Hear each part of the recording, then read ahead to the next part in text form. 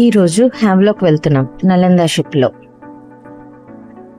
ఇది Veer Savarkar international airport. Andaman and Nicobar islands మొత్తానికి ఇది ఒకటే ఎయిర్పోర్ట్ ఉంది.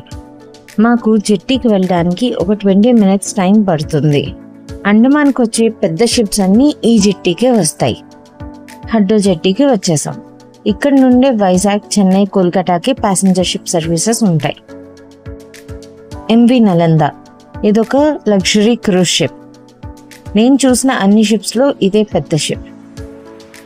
ఇదేదో నిచ్చెనలాగా వేశారు.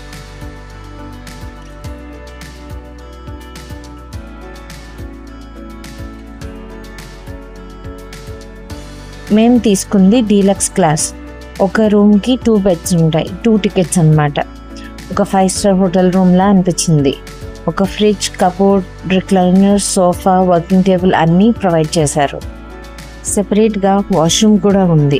అది కూడా చాలా క్లీన్గా ఉంది.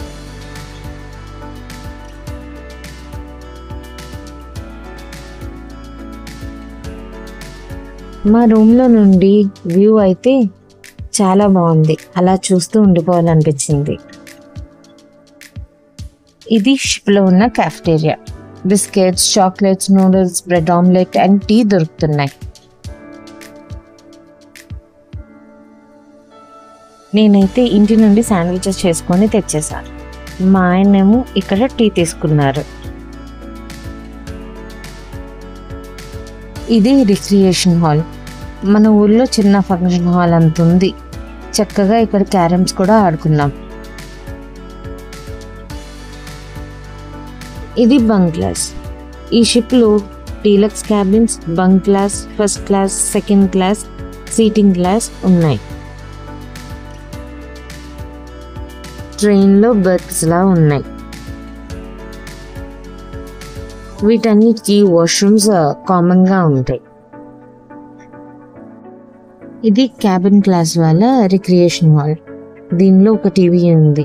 ఈ రూమ్లోంచి అయితే వ్యూ అద్భుతంగా ఉంది. ఇక్కడ ఒక ఎక్సర్సైజ్ సైకిల్ కూడా ఉంది. అలా చూస్తూ ఎక్సర్సైజ్ చేసుకోవచ్చు. మీరు ఎప్పుడైనా క్రూజ్ షిప్ ఎక్కారా? ఏ షిప్ ఎక్కారో కామెంట్ చేయండి. ఈ ఇన్ఫర్మేషన్ కనుక మీకు నచ్చినట్లయితే please like, share and subscribe. Thank you for watching.